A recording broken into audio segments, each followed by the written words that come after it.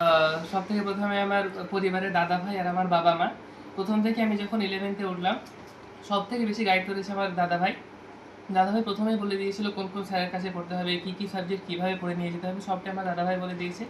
তারপরে যেভাবে গাইড করেছে আমি সেভাবে পড়ে গেছি এবং আমার স্যারদেরকে খুব ফলো করেছি। স্যাররা যেটা আমাকে হোমওয়ার্ক করতে দিতেন, স্যার যেটা করতে বলতেন আমি সবগুলো মনোযোগ সহকারে করতাম এবং এর জন্য আমি ফলটা এসেছি। আর আমার বাবা মাকে দিতে তো সবথেকে বেশি। বেশি সাফল্য কাকে দিতে চাইছো? আমার মাকে সবথেকে প্রথমে, তারপরে আমার দাদা ভাই আর বাবা। আগামী দিনে কি ইচ্ছা? মেডিকেলে যাওয়ার ইচ্ছে আছে।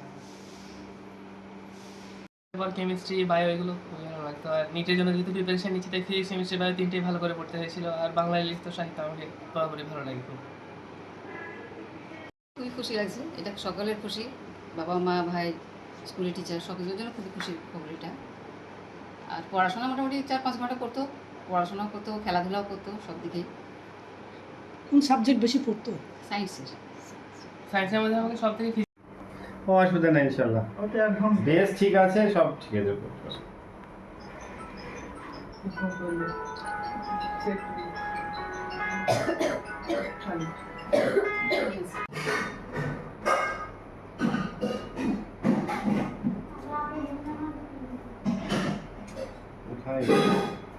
একটু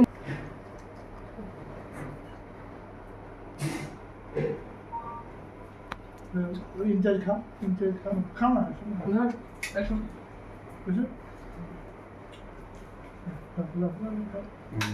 আমি দিয়ে দিলাম স্কুল গ্রুপে, তোকে দিয়ে দিয়েছি, এবার কেউ কেউ চাইলে সেটা দিয়ে দিস।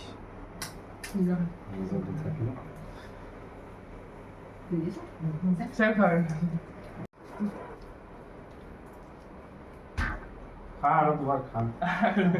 এখন মিষ্টি খেতে হবে। মাস্টারকে খাই দাও। আমি খাবো না।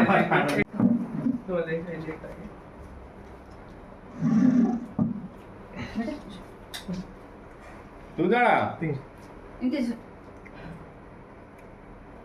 তোমরা খাওয়াবে কি তোমরা? হ্যাঁ, বসেন।